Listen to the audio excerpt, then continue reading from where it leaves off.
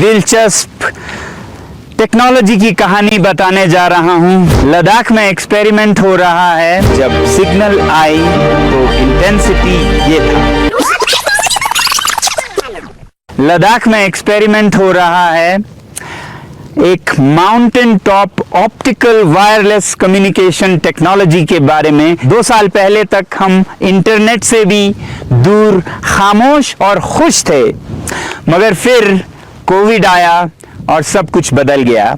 शिक्षा ऑनलाइन हो गई। ऐसे में हमें ज़रूरत महसूस हुई इंटरनेट की, मगर एक बहुत बड़ी समस्या थी इसके लिए, और वो समस्या थी ये पहाड़ जिसके ऊपर अभी मैं खड़ा हूं, जिसे हम सेकमोल माउंटेन कहते हैं। इसके वजह से, क्योंकि हम इसके पीछे हैं, सिग्नल्स नहीं आते थे। तो मैंने ये सोचा कि इससे बड़ा टावर भला दुनिया में क्या हो सकता है। ये जो छोटे टॉय टावर्स हैं ये तो 60 फुट 70 फुट हैं, और ये 600-700 फुट का हमारा सबसे बड़ा टावर। तो इस पर अगर हम सिग्नल ट्रांसमीटर्स और रिसीवर्स लगाएं तो ये पूरा उसके कवरेज में आ जानी चाहिए। तब मैं रिसर्च करने लगा और मुझे पता चला लाईफाई और ऑप्टिकल वायरलेस कम्युनिकेशंस टेक्नोलॉजीज के बारे में। मगर तब टेलीकॉम कंपनीज ने फिर कहा कि ये टेक्नोलॉजी तो नया है, मगर फिर हम पहाड़ के ऊपर बैटरीज को कैसे मेंटेन करेंगे। वहां तो -30 -40 का तापमान होता है और हमारे बैटरीज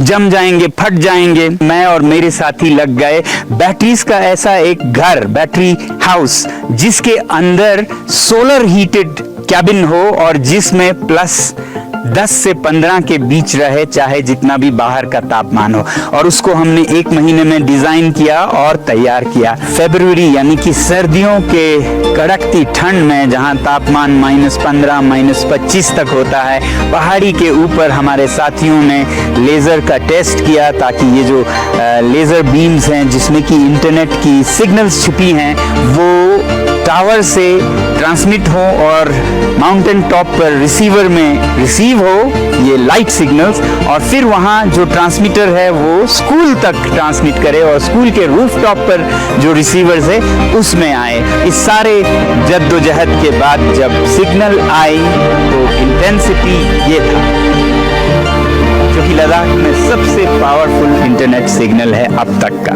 वहाँ दूर हाईवे पर कोई 3.5 किलोमीटर दूर जियो का टावर है, नॉर्मल टावर है, जिससे कि ये रिसीवर सिग्नल लेता है लेजर बीम, लेजर की किरणों के रूप में, और ये ऑप्टिकल सिग्नल रिसीवर है। और उसके बाद इस पहाड़ी को टावर की तरह ट्रीट करते हुए ये ट्रांसमीटर उसी तरह से लेजर के द्वारा सिग्नल्स को ट्रांसमिट करता है वो दूर सेकमोल स्कूल पर। वहां छत पर ऐसा ही एक यूनिट है जो कि रिसीवर है, वो इस सिग्नल को लेता है। यानी कि लेजर के बीम्स के फ्लिकरिंग लाइट से, लाइट के ऑफ ऑन होने के इस प्रक्रिया को वो 0 और 1 में लेता है, जो कि डिजिटल टेक्नोलॉजी की नींव है, फाउंडेशन है।